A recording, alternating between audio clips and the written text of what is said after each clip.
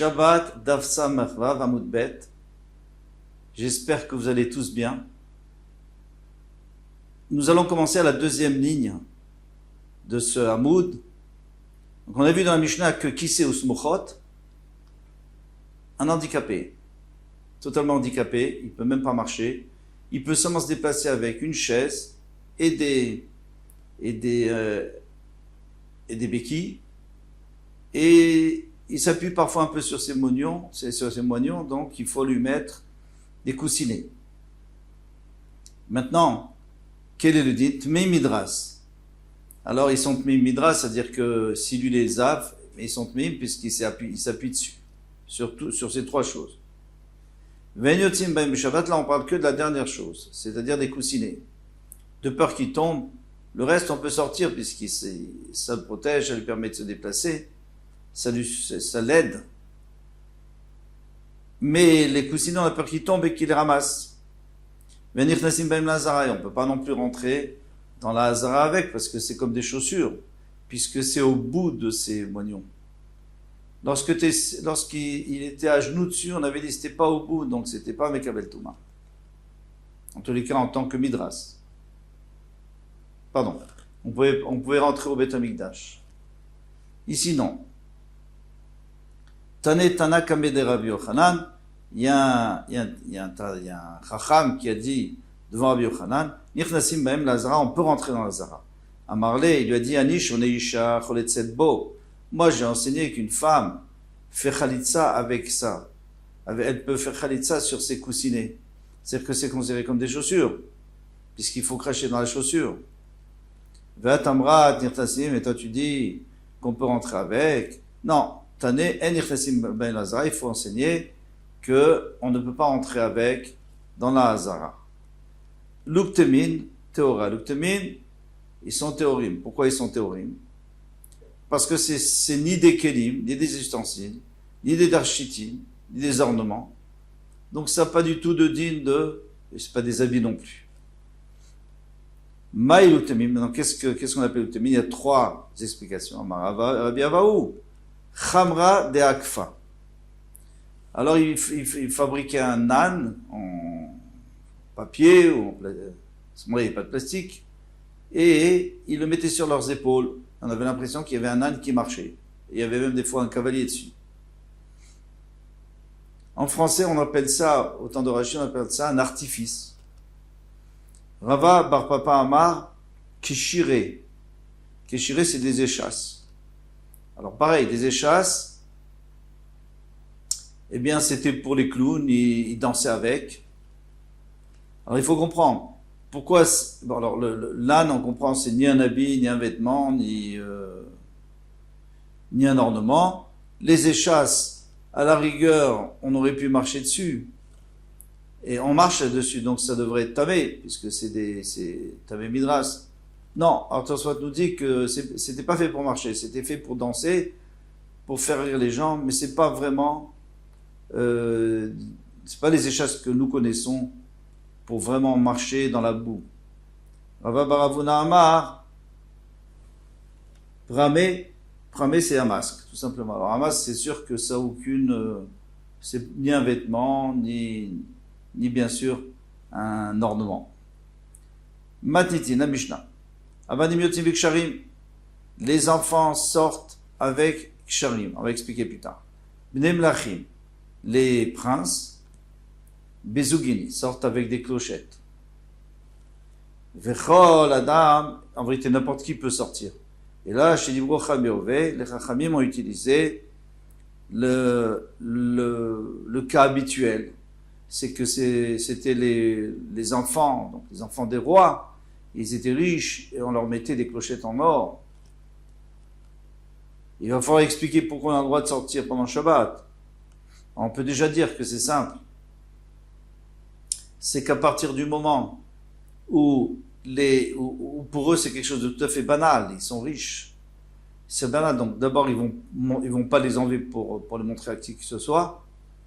Et à part ça, ils vont pas avoir honte que les gens les regardent et les prennent pour des orgueilleux. Eh bien, le chidouche de la Mishnah, c'est que même N'importe quel juif, c'est la même chose parce que n'importe quel juif est un fils de roi. Les enfants d'Akadosh Baruch.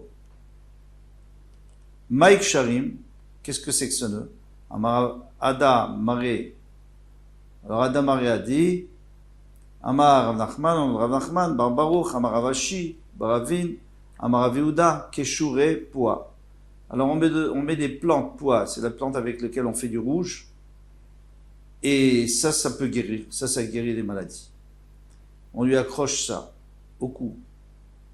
Amar Abaye, Amar Liem, ma mère m'a dit, en fait c'était pas sa mère, c'était sa mère qui l'avait adopté, parce qu'il était orphelin. Tlata Mukme, si on en met 3, eh bien on peut arrêter la maladie. Chamisha Masu, si on met 5, et on guérit la maladie. Shiva, si on met 7, Afilou Lekshafim Maale, même si on a jeté un sort, la magie, la sorcellerie sur lui, eh bien, ça peut le soigner. À condition qu'il ne voit pas que ce malade ne voit ni le soleil, ni la lune. Il faut le protéger, velo chazé mitra, ni la pluie. Velo shamiel l'école barzela, il ne faut pas qu'il entende un bruit de métal, métallique. Vekol tarnegola, ni le son du coq, vekol nigré, ou le son des pas.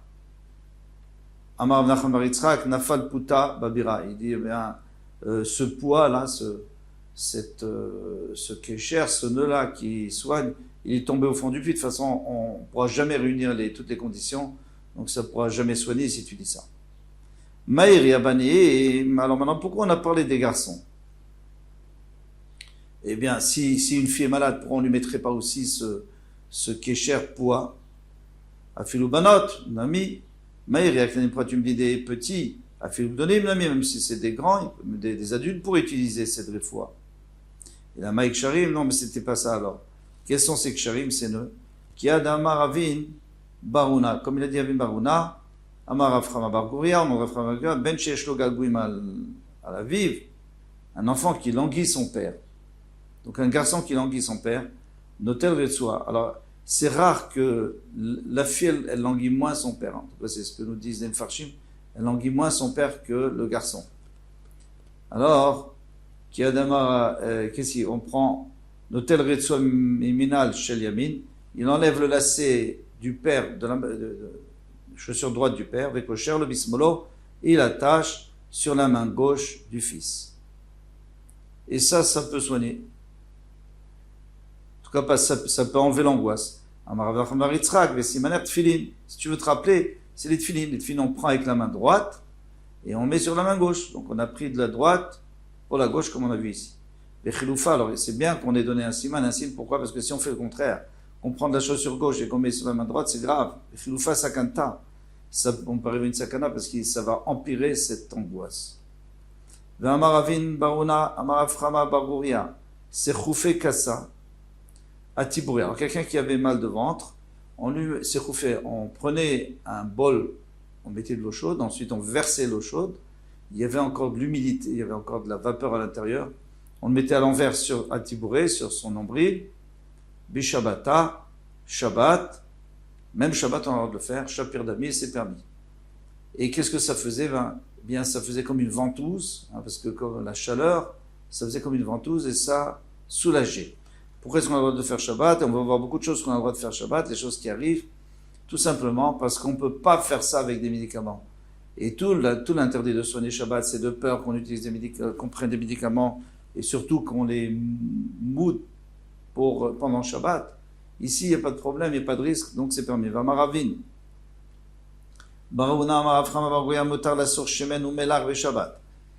Quelqu'un qui est sous, on peut oindre de l'huile avec du sel sur la paume de ses mains et de ses pieds, de la plante de ses pieds, afin de le dessouler. Kihad et Ravuna. Ainsi Ravuna Miberav, quand il revenait de chez Rav, son maître, Verav Miberafria, et Rav quand il revenait de son maître et oncle Rabbi Chia, Rabbi Chia Miberabi, Rabbi Chia de son maître Rabbi, qui avoue Mivasme.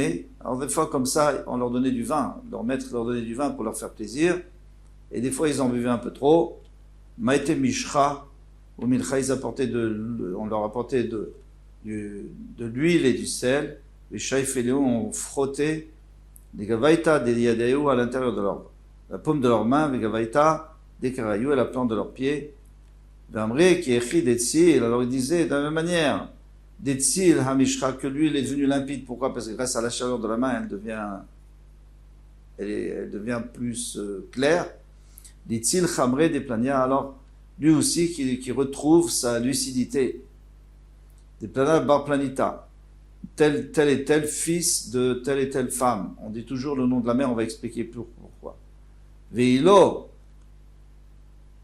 Et sinon, si ça marche pas, ou alors s'il n'a pas ce qu'il faut, Maïté Shia des Dana, on apporte un couvercle de cruche, de jarre, on le trempe dans l'eau, et on dit, qui est écrit de l'Itzil, Hashia, comme maintenant elle est propre et nette, ce couvercle, l'Itzil Chamre de Plania Bar Planita. Alors, lui aussi, il sera lucide, Vamaravin, Barouna, Maraframa, Barouria, Boutar, le Chanek, le Shabbat. On a le droit d'étrangler Shabbat. Par exemple, quelqu'un qui a des problèmes au cervical, on a le droit de tirer sa tête. On appelle ça étrangler, en fait, c'est pas l'étrangler, on tire sur sa tête pour lui faire du bien, pour le détendre. Ça aussi, en tout cas, ils n'avaient pas de médicaments à ce moment-là, et même aujourd'hui, pas évident. Maravin, Barouna, Maraframa, Barouria, Lifoufé, Enouka. Alors Rachid dit emmailloté, ça veut dire qu'on habille serré un bébé qui vient de naître parce que à la naissance il a pu se démettre un peu les membres à cause de l'accouchement qui était difficile par exemple. Alors est-ce qu'on a le droit nous-mêmes de tirer dessus, de faire le travail d'un kiné? C'est une marloquette beaucoup plus loin dans la Gemara, mais une chose c'est sûr qu'on a le droit, c'est de lui mettre les habits serrés pour bien remettre en place. Bishabata, Shapir d'habit, parce que de toutes les façons il n'y a pas de médicament pour ça. Rafapa Matne Banim, Rafapa il enseignait les enfants, parce qu'on a eu deux cas où on a parlé de Avin Barouna, que Ravin Barouna il nous avait dit deux cas d'enfants. Un où l'enfant avait languisé ses parents, et un où on voulait emmoyeter les enfants. Donc lui disait les deux en son nom. Ravin Matne Ben, lui il a enseigné que le premier au nom de Ravin, et le deuxième, on va voir.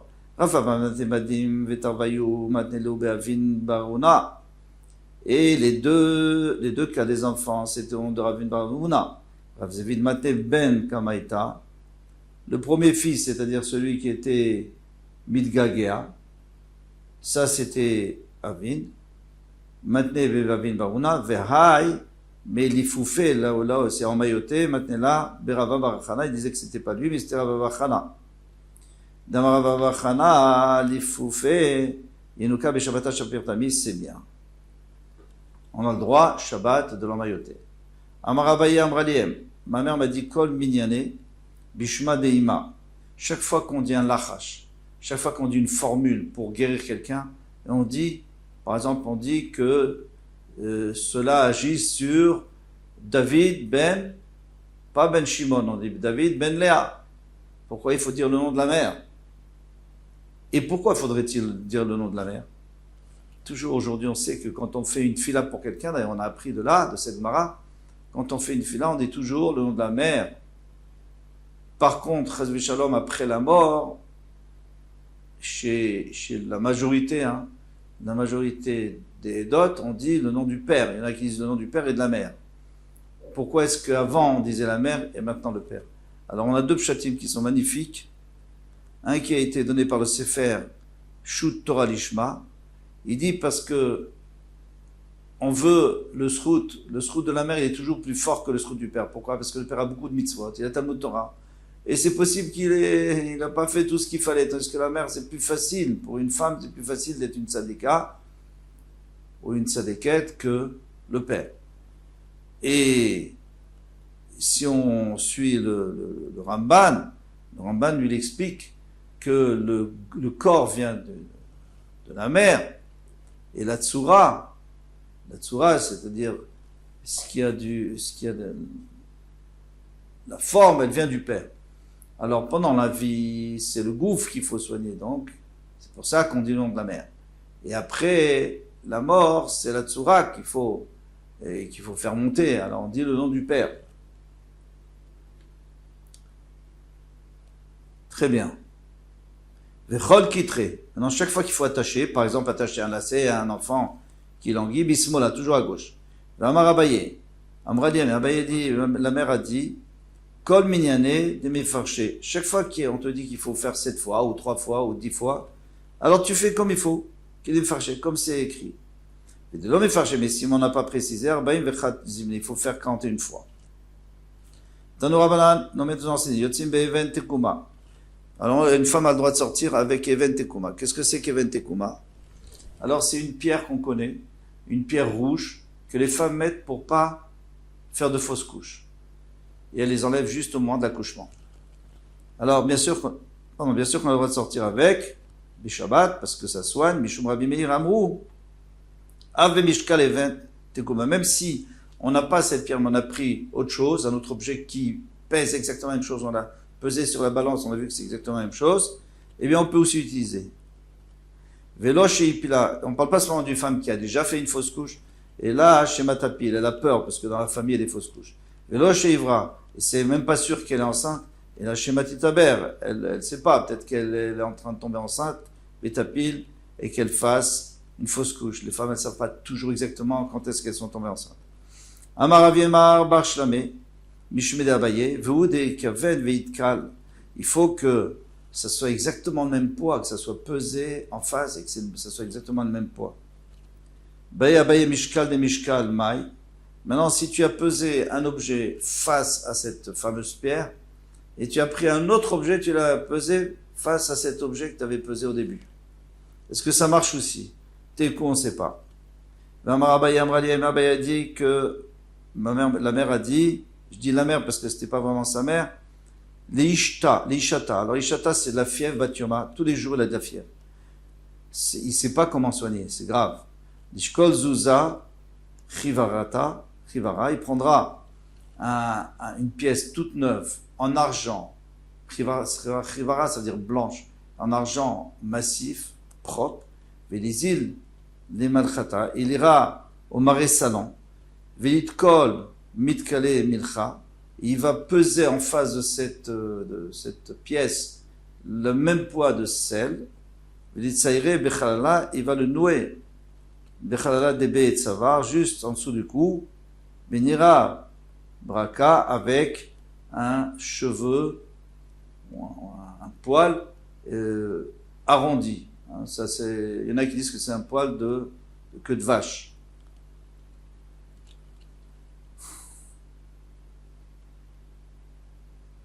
Veilo, et s'il n'a pas ça, ou alors si ça ne fonctionne pas, il a qu'à se mettre dans un carrefour. Shum Shemana, et que lorsqu'il va voir Shum Shemana, une fourmi, Gamla, c'est-à-dire géante. Chaque fois qu'on dit Gamla, ça vient du mot Gamal. Un chameau, c'est-à-dire elle est très grande. Des darémidés qui portent quoi que ce soit, elle porte du pain ou un grain. L'ishkele, il la prend, Veshadia, Beguvata denchacha, il faut la mettre dans un tube en cuivre, Velistame Beavra, et il va fermer avec du plomb.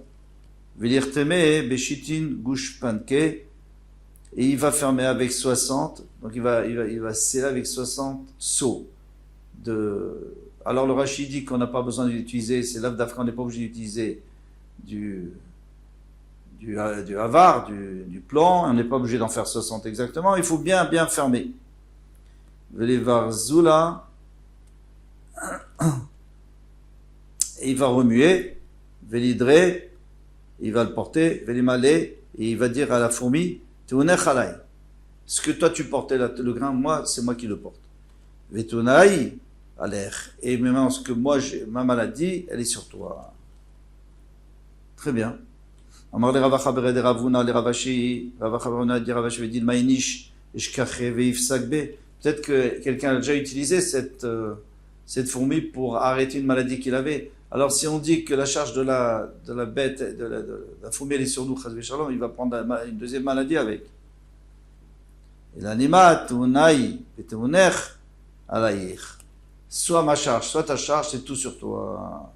Veilo, maintenant, si on ne trouve pas, c'est une fourmi pareille, ou si ça ne fonctionne pas, l'ishkol kuza de chadata, il a qu'à prendre une nouvelle cruche, velizil et nahara, et il va au fleuve, et il dit, nahara, nahara, fleuve, fleuve, uspan kuza de maya, leucha de klali.